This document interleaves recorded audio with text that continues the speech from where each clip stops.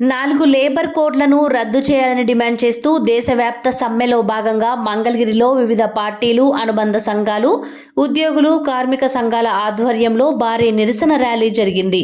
దేశంలోని ప్రభుత్వ ఉద్యోగులు కార్మిక హక్కులు కాలరాసే విధంగా కేంద్ర ప్రభుత్వం తీసుకువచ్చిన నల్ల చట్టాలను ఉపసంహరించుకోవాలని, కేంద్ర ప్రభుత్వం తీసుకొస్తున్న 4 లేబర్ కోడ్లను వెంటనే రద్దు చేసి నాడు పోరాడి సాధించుకున్న పాత చట్టాలనే తిరిగి అమలు చేయాలని డిమాండ్ చేశారు.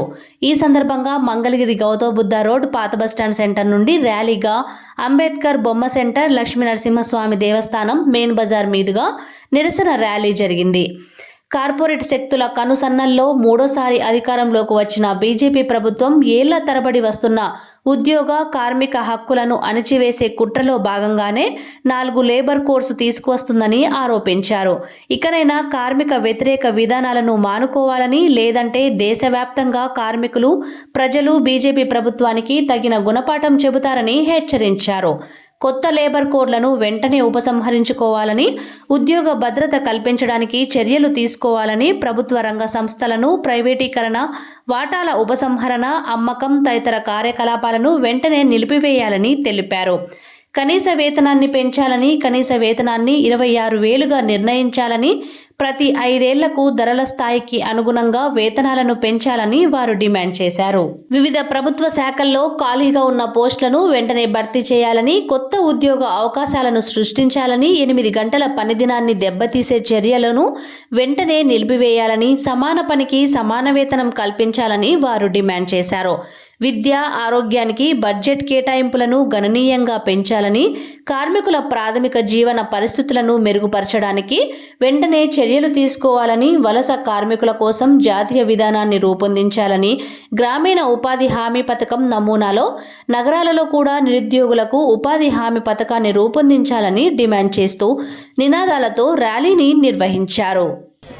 దేశవ్యాప్తంగా కార్మికులు, కర్షకులు పెద్ద ఎత్తున సార్వత్రిక సమ్మె చేస్తూ ఉన్నారు. ఈ సమ్మెలో సుమారు 20 నుంచి 30 కోట్ల మంది కార్మికులు ఈ సమ్మెలో పాల్గొంటున్నారు. దేనికి ఈ సమ్మె? కేంద్ర రాష్ట్ర ప్రభుత్వాలు అనుసరిస్తున్నటువంటి కార్మిక, కర్షక విధానాలకు వ్యతిరేకంగా ఈ సార్వత్రిక సమ్మె జరుగుతూ ఉంది. అందులో ప్రధానంగా మనం చూసుకున్నట్టయితే కేంద్రంలో నరేంద్ర మోడీ రెండోసారి అధికారంలోకి వచ్చిన తర్వాత పెద్ద ఎత్తున కార్మిక వ్యతిరేక విధానాలను అవలంబిస్తున్నాడు. అందులో మొదటిది కార్మికులు కొన్ని వందల సంవత్సరాలుగా పోరాడి సాధించుకున్నటువంటి 44 కార్మిక చట్టాలని ఈరోజు చట్టాల మొత్తాన్ని రద్దు చేసి 4 కోడ్లుగా మార్చేస్తున్నాడు. ఈ 4 కోడ్లుగా మార్చినందువల్ల వచ్చేటువంటి నష్టం ఏంటంటే ప్రధానంగా కార్మికులకు సంబంధించినటువంటి కనీస వేతనాలు కానీ, సమ్మె చేసేటువంటి హక్కు కానీ లేకుండా పోయేటువంటి పరిస్థితి ఉంది. దీర్ఘకాలంగా కార్మికులు 8 గంటల పని విధానాన్ని పోరాడి సాధించుకున్నారు. ఈరోజు పెట్టుబడిదారీ వర్గం, కార్పొరేట్ సంస్థలు 8 గంటలు కాదు, దేశాభివృద్ధి కావాలంటే 12 గంటలు పనిచేయాలని చెప్పేసి చెప్తా ఉన్నారు. ఈరోజు అదానీ కానీ, అంబానీ కానీ, ఇన్ఫోసిస్ వాళ్ళు కానీ 12 గంటలు పనిచేయాలని చెప్తా ఉన్నారు. ఒక మనిషి 12 గంటలు పనిచేస్తే 60-70 సంవత్సరాలు బతికేటువంటి వాళ్ళు 50 సంవత్సరాలు బతికేటువంటి పరిస్థితి వస్తూ ఉంది.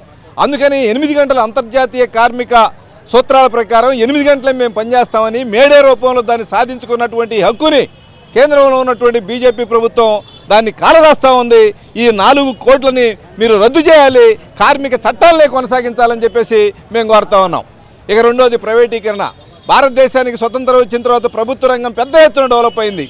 ఎల్ఐసి కానీ, జిఐసి కానీ, టెలికాం కానీ, రైల్వేలు కానీ, అదేవిధంగా విశాఖ స్టీల్ ప్లాంట్ కానీ ఎన్ని ప్రభుత్వ రంగ సంస్థలు వేల కోట్ల రూపాయలు ఈరోజు విశాఖపట్నంలో ఉన్నటువంటి స్టీల్ ప్లాంటు 3.5 లక్షల కోట్ల రూపాయలు ఖరీదు చేసేటువంటి స్టీల్ ప్లాంట్ని 36,000 కోట్ల రూపాయలకి పెట్టుబడిదారులకు అమ్మటానికి ప్రభుత్వం ప్రయత్నం చేస్తూ ఉంది. ఈరోజు ఈ ప్రభుత్వ రంగ సంస్థలు కనుక ఈరోజు అమ్మే పని అయితే, ప్రైవేట్ సంస్థలకు ఇచ్చే పని అయితే ఎస్సీ, ఎస్టీ, బీసీ రిజర్వేషన్లు అనేటువంటివి కూడా లేకుండా పోయేటువంటి పరిస్థితులు ఉన్నాయి. భారత రాజ్యాంగంలో పొందుపరచబడినటువంటి రిజర్వేషన్లకు ముప్పు కలుగుద్ది, భారత రాజ్యాంగానికి కూడా ముప్పు కలిగేటువంటి పరిస్థితులు ఉన్నాయి. ఇక మూడోది ప్రధానమైనది, అత్యంత ముఖ్యమైనటువంటిది కనీస వేతనం.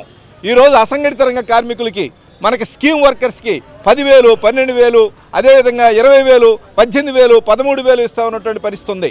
సుప్రీంకోర్టే చెప్పింది ఒక అతి సాధారణమైనటువంటి కుటుంబం ఇప్పుడున్నటువంటి ధరల ప్రకారం బతకాలంటే సాధారణ కుటుంబం అంటే ఏంటి? ఈరోజు మనం చూసే పని అయితే భార్య, భర్త, ఇద్దరు పిల్లలు, వాళ్ళ మీద ఆధారపడ్డ ముసలోళ్ళు ఒక సాధారణ కుటుంబం. ఆ సాధారణ కుటుంబం బతకాలంటే 26,000 రూపాయల కనీస వేతనం ఇవ్వాలని చెప్పేసి చెప్పింది. ఈరోజు ఆ 26,000 రూపాయల కనీస వేతనం అనేటువంటిది ఎక్కడా రావడం లేదు. అదేవిధంగా ధరలు విపరీతంగా పెరిగినాయి. దానికి తోడు కార్మికులు, కష్టజీవులు, కర్షకులు, రైతులు ఈరోజు చూసే పని అయితే కనీస వాళ్ళకి పంటలు పండించినటువంటి దానికి మద్దతు ధర లేదు. మద్దతు ధరలు ఇవ్వాలని చెప్పేసి మద్దతు ధర గ్యారంటీ చట్టం చేయాలని చెప్పేసి ఢిల్లీలో 100 రోజుల నుంచి పోరాటాలు చేస్తున్న ఈ ప్రభుత్వం నిమ్మకున్నట్టుగా ఉంది. అందుకని కార్మికులు, కర్షకులు, అదేవిధంగా కష్టజీవులు ఈరోజు వాళ్ళ హక్కుల కోసం దేశవ్యాప్తంగా సమ్మె చేస్తున్నారు. మంగళగిరి పట్టణంలో కూడా ఎయిమ్స్ కార్మికులు, అదేవిధంగా అన్ని రకాలైనటువంటి కార్మికులు, ముఠా కార్మికులు, అంగన్వాడీలు, ఆశా వర్కర్సు, అన్ని రకాలైనటువంటి కార్మికులు వందలాది మంది ఈ సమ్మెలో పాల్గొంటున్నారు. ఈ సమ్మెను జయప్రదం చేయాలని, ఈ సమస్యలు కనుక పరిష్కరించబోతే భవిష్యత్తులో అన్ని సంఘాలు సిఐటియు, ఏఐటిసి, ఐఎఫ్టియు అన్ని సంఘాలు, అన్ని రైతు సంఘాలు కలిసి ఈ ఉద్యమాన్ని ముందుకు తీసుకెళ్తామని చెప్పేసి తెలియజేస్తా ఉన్నాం. మరి ఈరోజు దేశవ్యాప్తంగా 6% సమ్మె జరుగుతుంది. ఈ సమ్మె మరి ఏదైతే కార్మికులు, కర్షకులు మరియు ఉద్యోగస్తులు అందరూ కలిసి సమ్మె చేస్తారు. మరి నరేంద్ర మోడీ రెండోసారి వచ్చినాక అధికారంలో వచ్చిన తర్వాత కార్మికుల హక్కులు కాలం రాస్తూ మరి ఏదైతే మన కార్మికులు 44 చట్టాలని ఉంచుకున్నామో ఆ 44 చట్టాలని 4 కోడలుగా చేసి కార్మికులకు వ్యతిరేకంగా పనిచేస్తున్న నరేంద్ర మోడీ మరి గద్దెదించాలని చెప్పి మనం కార్మికులుగా మరి కర్షకులుగా ఎప్పటి నుంచో పోరాటం చేస్తాం. అలాగే మరి రాష్ట్ర గవర్నమెంట్ కూడా నరేంద్ర మోడీ ప్రభుత్వానికి అనుకూలంగా భావిస్తూ మరి ఈ రాష్ట్రంలో కూడా 12 గంటల పనిదినం చేయాలని చెప్పి అసెంబ్లీలో తీర్మానం చేసింది. అది దాన్ని ఇతరా చేసుకొని మరి 8 గంటల పనిదినాలను చేయాలి. కార్మికులు ఎప్పుడూ సాధించి పెట్టుకున్న 8 గంటల పనిదినాన్ని మళ్ళీ పునరుద్ధరించాలని చెప్పి కార్మికులు మరి ఈరోజు పోరాటం చేయాల్సి వచ్చింది. ఎందుకంటే గతంలో కార్మికులు పోరాటాలు చేసి 44 చట్టాలకి చేసుకుంటే ఆ చట్టాలను చేసేసి ఈ నరేంద్ర మోడీ వచ్చిన తర్వాత కార్మికులు వ్యతిరేకంగా పనిచేస్తూ అలాగే కర్షకులకి మరి గిట్టుబాటు ధర లేకుండా మరి ఢిల్లీలో సంవత్సరం కాలంలో ఈ పోరాటం చేస్తే వాళ్ళు పనిదినాలు ఇచ్చేస్తారని చెప్పి కార్మికులు, కర్షకులకి చేయకుండా మరి ఈరోజు వాళ్ళు నల్ల చట్టాలను తీసుకొచ్చి కార్మికులు, కర్షకులకు వ్యతిరేకంగా చేస్తున్న నరేంద్ర మోడీని గద్దెదించాలని, అలాగే నరేంద్ర మోడీ వచ్చిన తర్వాత ఎల్ఐసి కానీ, బ్యాంకులు కానీ, మరియు టెలిఫోన్ కానీ ఇవన్నీ ప్రైవేట్ పరం చేశారు. అలాగే రాష్ట్ర గవర్నమెంట్ అయినా చంద్రబాబు నాయుడు గారు కూడా ప్రపంచ బ్యాంకి చేతిగాను తప్ప మరి గవర్నమెంట్ సంస్థలు నిలబెట్టకపోయే ఆలోచన లేదు. కాబట్టి వీళ్ళందరినీ మరి రాబోయే కాలంలో భారీ ఎత్తున పోరాటం చేసి మనందరం చేయాలని కోరుతున్నాం. మాకు ఈ మంగళగిరిలో ఉన్న 20 సచివాలయాల్లో నాకు పాపులేషన్ చాలా ఎక్కువ, 6,000 పాపులేషన్ ఉంది. నేను ఒక్కదాన్నే ఆశా వర్కర్ని. మరి మొన్న ఒక 3 సంవత్సరాలు అయితే ఏఎన్ఎం లేదు, మళ్ళీ నేను ఒక్కదాన్నే చేశాను. ఏఎన్ఎం వరకు నా వర్క్ అంతా నేను ఒక్కదాన్నే చేశాను. ఏఎన్ఎంలు ఉన్నా కూడా వాళ్ళ వర్క్ కూడా ఎక్కువ మేమే చేయాల్సి వస్తుంది. ఫీల్డ్కి వెళ్ళాలి మేమే, సర్వే వాళ్ళు ఏ రాసుకురమ్మంటే అవి రాసుకురావాలి. ఏ ఆఫీసర్ వస్తున్నారన్నా సరే ముందు మేమే ఉండాలి. మాకు తెలీదు, మీరే చెప్పాలి, ప్రతిదీ ఆశా వర్కర్దే అంటున్నారు. మా చేత పనులన్నీ ఎక్కువ చేపిస్తున్నారు, కాకపోతే మాకు తగిన వేతనం లేదు. 10,000 అవి కూడా ఒక్కసారి పడవు, 2 సార్లు పడతాయి. మరి మాకు పనికి తగ్గ జీతం పెంచాలి. అదొకటి. మళ్ళీ మాకు సెలవులు అవి కావాలన్నా కూడా మేము చాలా మందిని అడగాలి. మీకు అసలు సెలవులు లేవు, పర్మిషన్లు కూడా ఇవ్వట్లేదు మాకు.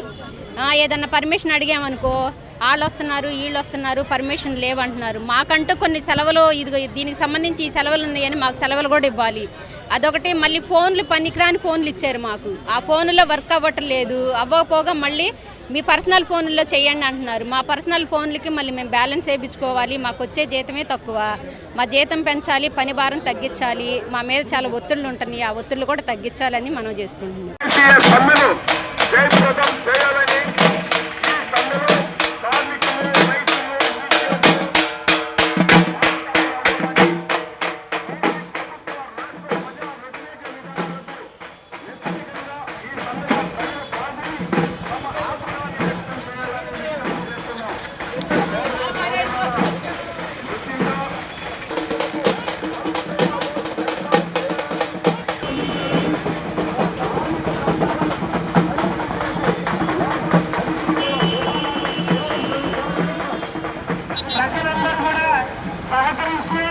కార్మికులు పాల్గొని సమ్మెను జయప్రదం చేయాల్సిందిగా కోరుతా ఉన్నాను. సోదరులారా